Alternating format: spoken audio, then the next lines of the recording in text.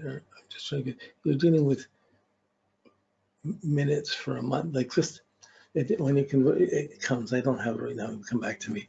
But it starts for you, and you can just look at it to start to imagine it. You just see the moon, you see a moon sign, you say, oh, when it shifted into the next sign, when it shifted to the next sign. And you, if you have your history, like right now, your history should be, your history that you made should be, this is my bio that I made over the years in using Excel, and I put a year for each month, and I put down everything I could think to remember, and I kept adding things, I'm still adding things in as I remember them, going back for my whole life. So now that I have this for my whole life, when it comes down to looking at what happened when, or what this 2.5 years, I can go back and I can get the main things so I can really tune into these themes a little bit more.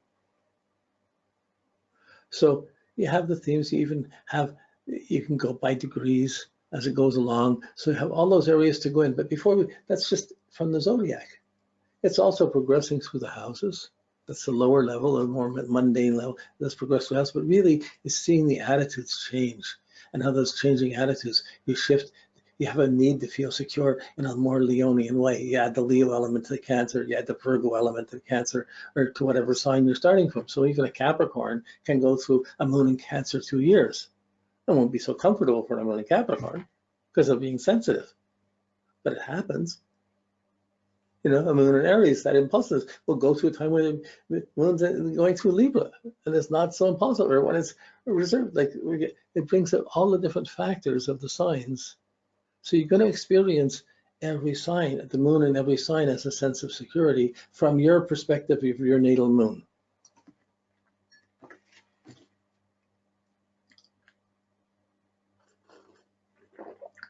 So now as it goes around, it does all kinds of things, but the first thing you want to see is when these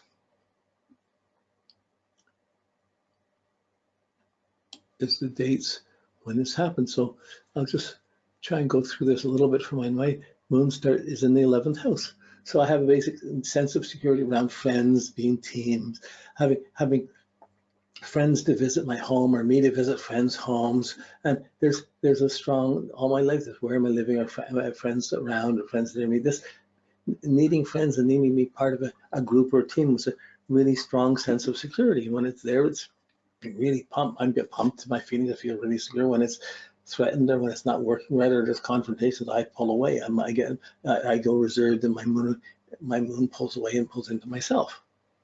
But I'm strongly affected by a need for social involvement, or for groups or friends, or to be part of the team, feel part of a team.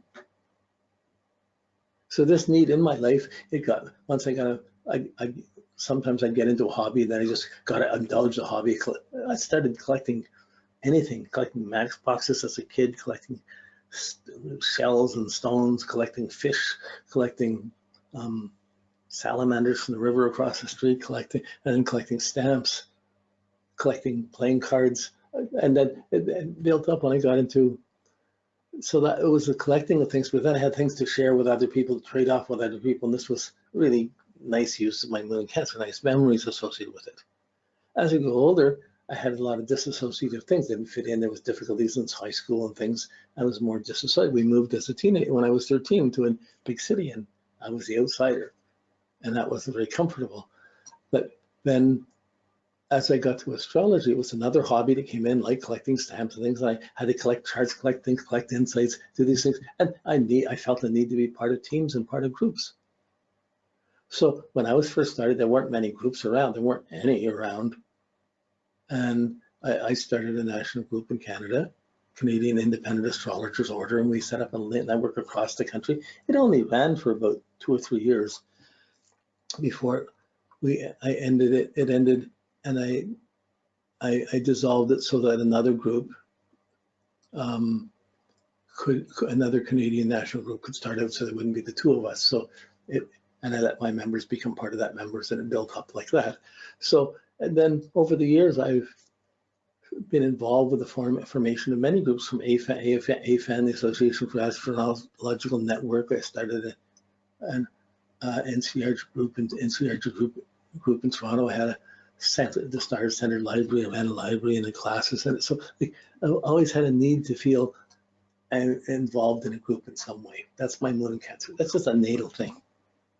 But I've seen sometimes you'll see that, like in times you back up, oh, these things open up the insights of your natal chart too, and start explaining. So you start seeing how it evolved. So my moon came along in 1953. It squared itself, and 53. Let me see what I got here. 53. Yes, I had just started school. That was a big adjustment because we moved to another.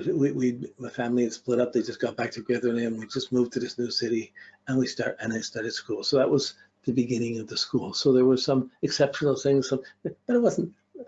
I don't think of it as a bad time. I think I was really involved with gymnastics and things at the time. So, but that was a big shift in my lifestyle from where we were living before to having our own home and being able to go from there to school. That was really a fairly stable point in my life, and that went along till 61.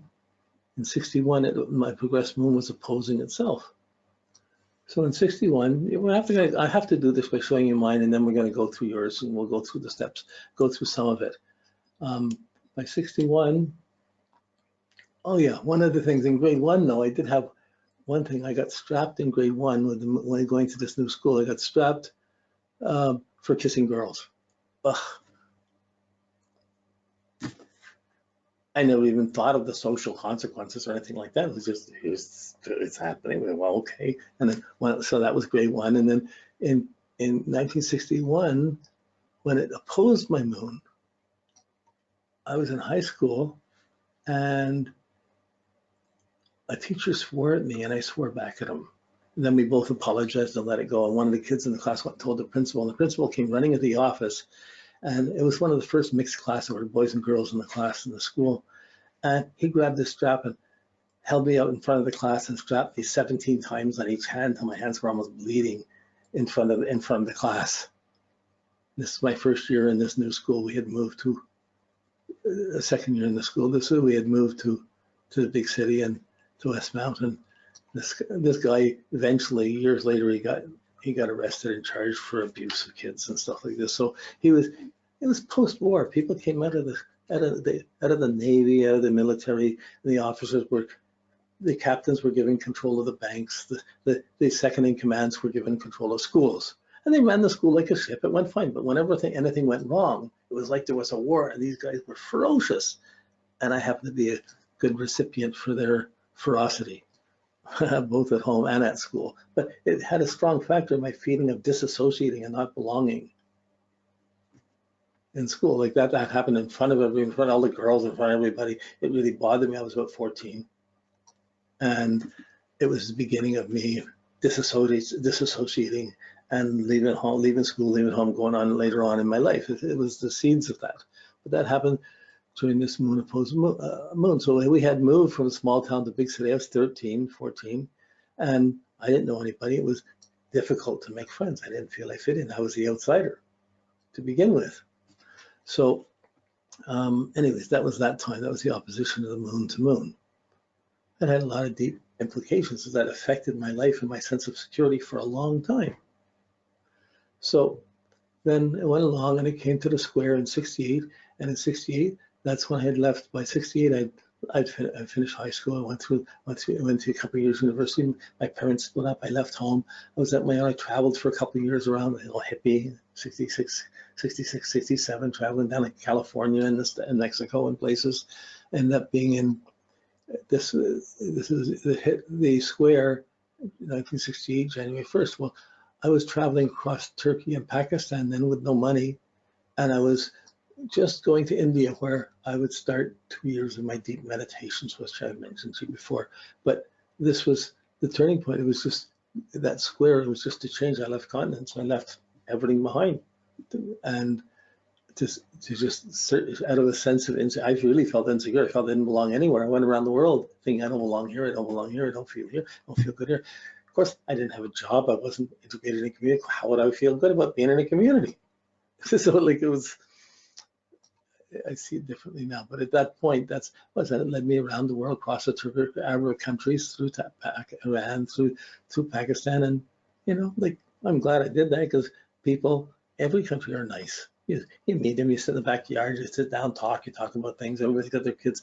It's not as like in the Western world, we're really programmed these days to be afraid of Muslims and afraid of the Muslim world. And it's not like that. All the extremes and all the bad things I put in the news are magnified. It's not in proper perspective, So anyways, that was that turning point for me, going to India. And then by the time I came back, 74, I come to India, I'd come back, I got married, I discovered astrology, I found astrology, I set up. I was going through the 10th house. By the time I came back to the moon itself, I started the National Group for Canadian Astrologers, Canadian Independent Astrologers Order. Then for a couple of years, we had a big 6-day conference on astrology with maybe 30, 40 speakers, 6 tracks. So, I mean, we pulled it off, but I lost money on it, but it was a great adventure. But it was the beginning of a new sense of groups, sense of teams.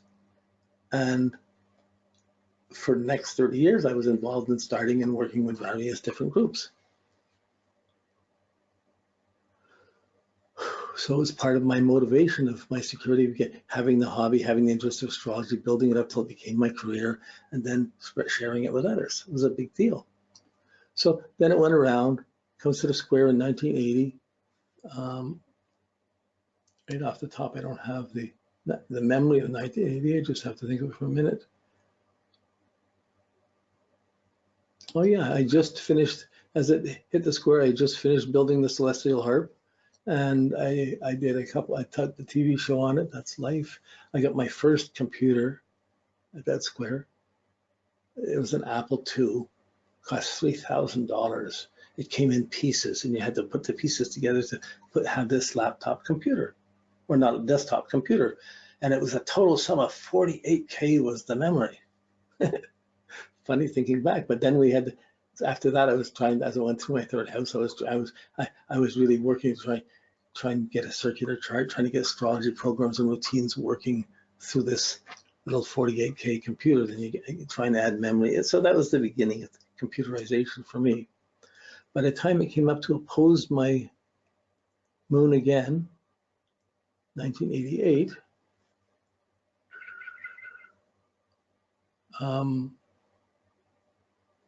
I had gotten married. This was my end of, just after my second divorce in 88, and the beginning of my third relationship. I don't think we got married till 89, but it was really in this area where the relationship started, around it.